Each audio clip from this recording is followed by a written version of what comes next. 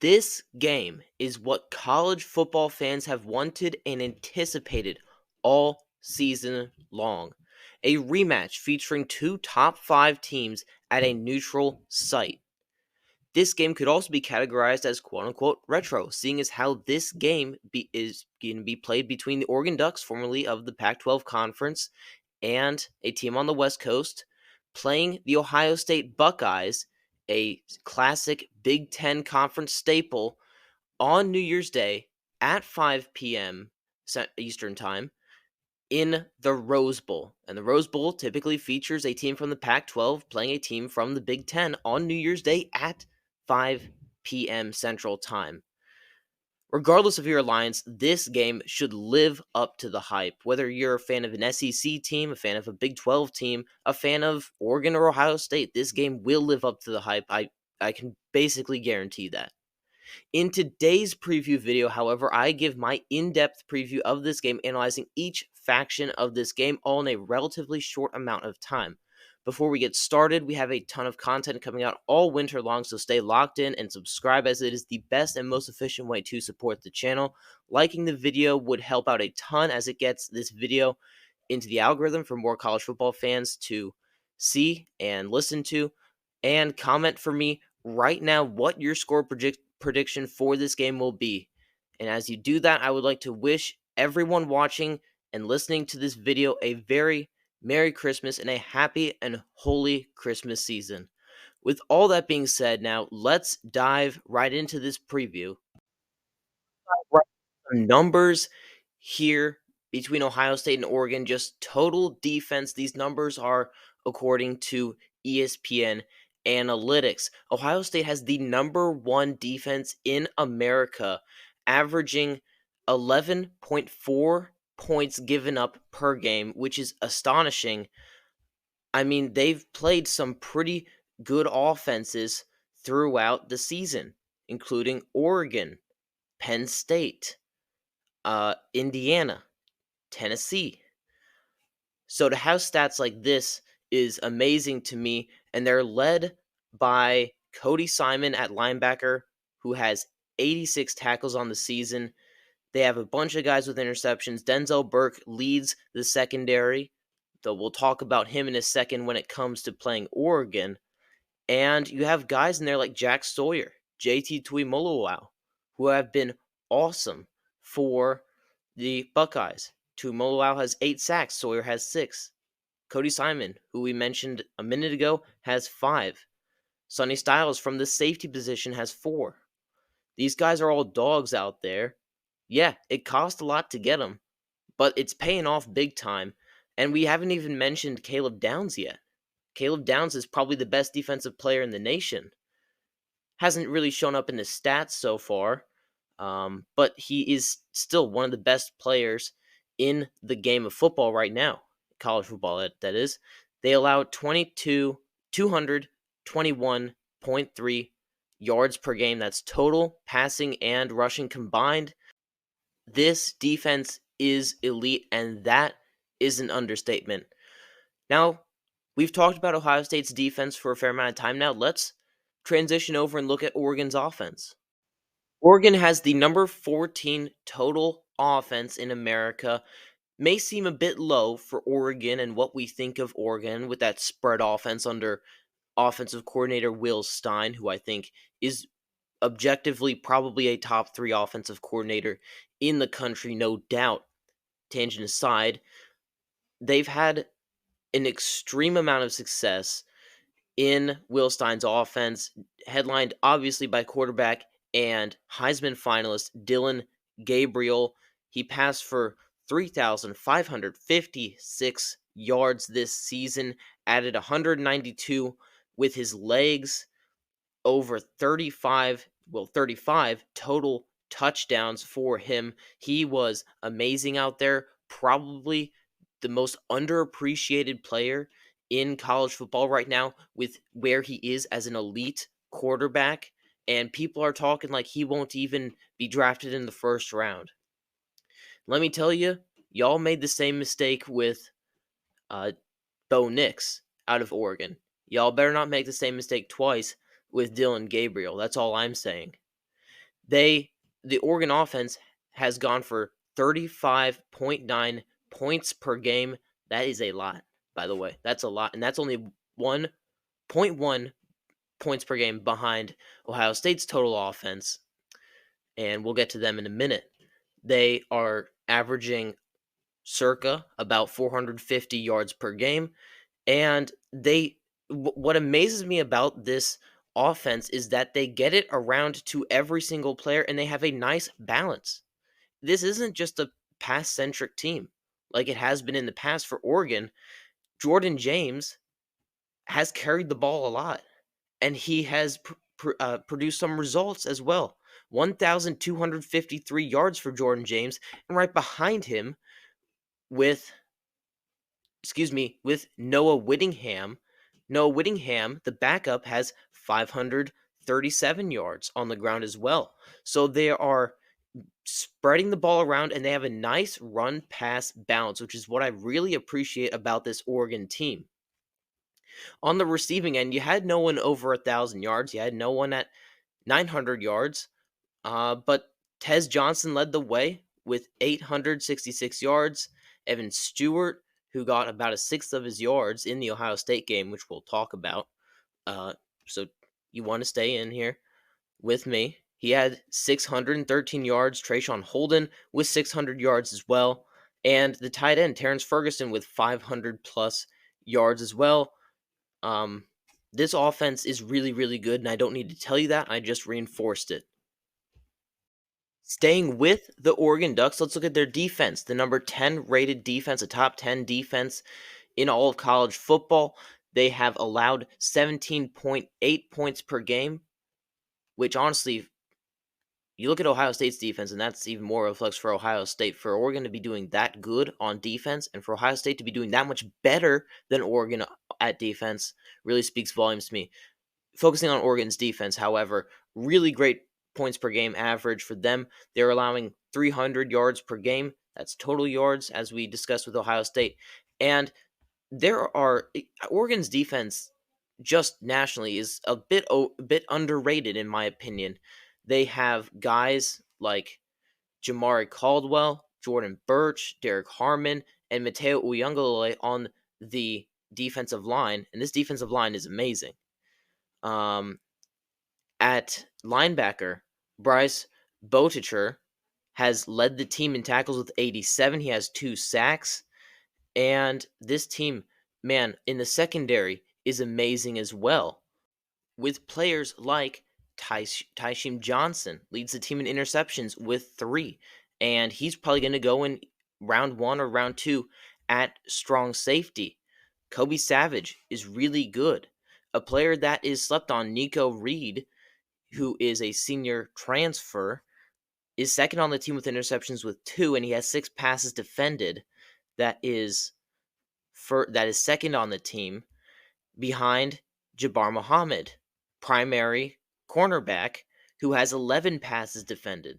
Now we're going to get into position players and all that in a minute, so I will spare all the details, but safe to say this defense is a top 10 unit. Now, moving on to Ohio State's offense, which ranks 33rd nationally. It isn't the best. Let's just put it that way. It isn't the best. It isn't elite, but it's a very, very good offense. And it has showed that it is a very, very good offense. Basically, as the season has gone on, they've played their best game against Oregon and Tennessee. Probably their 2 toughest games besides, well, let me rephrase. They've played their 3 best games on offense against the 3 best teams on their schedule: Oregon, Indiana, and Tennessee. Excluding Penn State for a minute. Penn State's in there as well. But what I've seen out of this offense is that Will Howard has just gotten better as a passer. He was missing throws in the Oregon game. He broke out in the Oregon game, but he was missing throws in the Oregon game that he should have made. And I think if you put right now current Will Howard back then, he makes those throws. That's what I mean by that. He's passed for over 3,100 yards. His completion percentage is at 73, and he's thrown for 29 touchdowns. He adds 7 on the ground.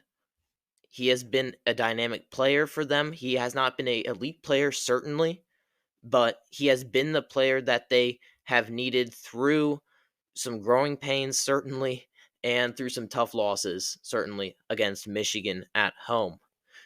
The rushing attack is exceptionally well with Quinshon Judkins and Travion Henderson, both of them combining for over 1,600 yards and 18 touchdowns. They have been amazing on the ground. On the receiving end, Jeremiah Smith, almost quietly, if that's even possible, is over 1,000 yards. He averages 16 and a half yards per reception. I'd say that's pretty good. And like you see on your screen, they average 36 points per game, and they average well over 400 yards per game. This team is going this is the matchup that I want to see, is Ohio State's offense going up against Oregon's defense. And we're going to talk about matchups here in a second. But this is a matchup that I really want to see, and honestly, just every matchup is a good matchup in this game. Let's go back in time to that last timeout. So a couple of takeaways from that game just to refresh everyone's memory. The QBs balled out in this game 2 months ago, I would say. It was about 2 months ago. Yeah, Will Howard went for over 325 yards, 2 touchdowns, no interceptions. His QBR was 95.1 in that game, exceptional. Dylan Gabriel one-upped him. He went for 341 passing yards, 2 touchdowns, the same as Howard, but had a slight uptick in QBR at 97.1. But here's the reason that Oregon won the game, in my opinion. Oregon controlled the line of scrimmage. They controlled it against a Ohio State team that at the time was really, really feared for their line of scrimmage play. Let's look at the rushing attack from Ohio State in that game. Travion Henderson went for 87 yards. Okay, that's pretty good, but his longest run was 53. You take that 53-yard run out. Obviously, you can't. It's a hypothetical, but just go with me on this. You take that run out, he's running for about 20, 24 yards. You combine that with Quinshon Judkins' 23 yards, he averaged 2.1 yards per carry. He had 11 carries for 23 yards. So that's about 50 rushing yards for Ohio State over 20 carries. That's not good. That's not good at all. And you look at the other side of the spectrum, Oregon's rushing attack versus Ohio State's defensive line. Jordan James carried the ball 23 times for 115 yards, and unlike Travion Henderson, his longest was only 25 yards, so he got all of them the right way, you could say. Obviously, that's not true, but it's a figure of speech. So, Oregon controlling the line of scrimmage. Oh, and by the way, Dylan Gabriel was not sacked in that game. He was not sacked. And Will Howard was sacked. He was sacked once, but the Oregon defense as a whole had 3 TFLs, and that's more than Ohio State had. So, Oregon controlled the line of scrimmage. So that's a plus for Oregon. Now you look at Ohio State. Ohio State handled that pressure on the road. That is the loudest stadium in college football, ladies and gentlemen. Autzen Stadium is the loudest in college football. Just, the way it's built and physics and whatnot, it's the loudest. And Ohio State handled that incredibly well. Yeah, little jitters here and there, but they went out and they balled. They scored 31 points on this really, really good Oregon defense, like we just detailed. So that's a plus for Ohio State. And a matchup that we all saw, Evan Stewart had his way with cornerback Denzel Burke. Like I hinted at, Evan Stewart had a sixth of his total yards in this game alone. He went 7 receptions for 149 yards and a touchdown long of 70. Excuse me. So that shows you that Ohio State needs to get better because Denzel Burke is a round 1 corner. He is. And most of these players in this secondary for Ohio State, they're round 1, round 2, round 3 types. Tez Johnson went for 75 yards and a touchdown. Terrence Ferguson went for 62 yards. Holden had 1 reception for 32 yards before he was kicked out of the game, obviously.